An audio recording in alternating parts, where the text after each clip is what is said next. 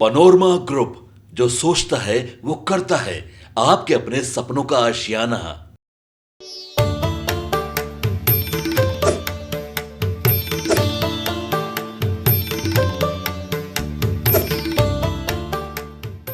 नमस्कार, मैं हूं उर्वशी और आप देख रहे हैं न्यूज़ हाट। और आज की वीडियो में हम आपको बताएंगे कि चुनावी दंगल में उतरे प्रत्याशियों की कुंडली निकालने वाले एडीआर यानी एसोसिएशन फॉर डेमोक्रेटिक रिफॉर्म्स की शुरुआत कैसे और कब हुई थी। साथ ही ये भी जानेंगे कि कैसे तैयार की जाती है एडीआर की रिपोर्ट। एडीआर एक भारतीय गैर सरकारी संगठन है जो चुनाव लड़ रहे उम्मीदवारों के हलफनामों का विश्लेषण करके उनकी रिपोर्ट जारी करता है। इसकी शुरुआत साल 1999 में IIM अहमदाबाद के कई प्रोफेसर्स ने मिलकर की थी। इसमें त्रिलोचन शास्त्री, जगदीप एस, सुनील हांडा, अजीत रनाड़े, देवनाथ तिरुपति, ब्रिज कोठारी, राजेश अग्रवाल, पंकज चंद्र, PR शुक्ला, प्रेम पंगोत्रा और सुदर्शन खन्ना शामिल थे। दरअसल साल 1999 में इन प्रोफेसर्स के ग्रुप ने दिल्ली हाईकोर्ट में एक याचिका दाखिल की। याचिका में कहा गया था कि चुनावी मैदान में उतरने वाले प्रत्याशियों के क्रिमिनल रिकॉर्ड, शिक्षा, संपत्ति की जानकारी सार्वजनिक की जानी चाहिए।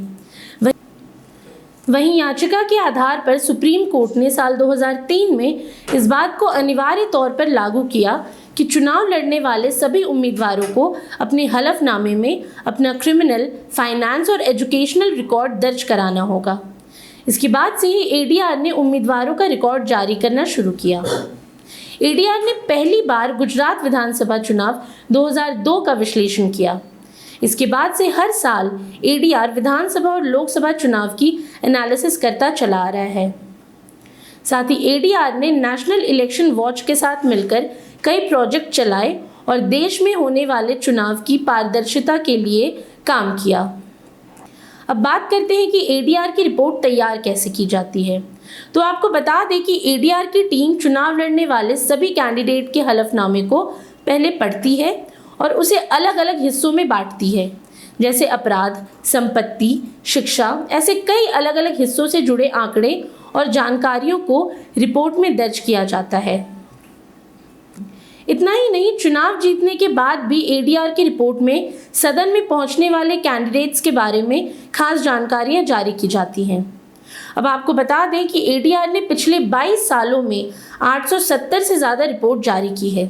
साथ ही एडीआर ने तकरीबन 1,80,000 से अधिक उम्मीदवारों का लेखा जोखा भी अपनी रिपोर्ट में जारी किया है।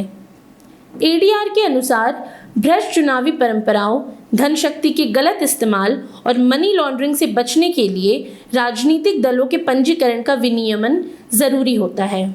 ऐसे दल जो 5 साल या इससे अधिक समय तक सक्रिय न हो या किसी चुनाव में शामिल न हो तो उन पर फैसला लेने की ज़रूरत होती है।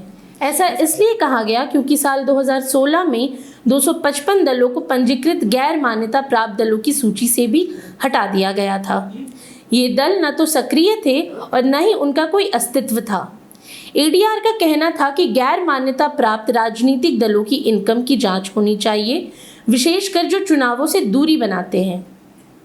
आज के लिए इतना ही। ऐसी तमाम रोचक जानकारियों के लिए बने रहिए न्यूज़ हाट के साथ। और अब तक अगर आपने हमारे YouTube चैनल को सब्सक्राइब नहीं किया तो अभी जाकर करें और Facebook पर हमारे पेज को लाइक और फॉलो करना ना भूलें।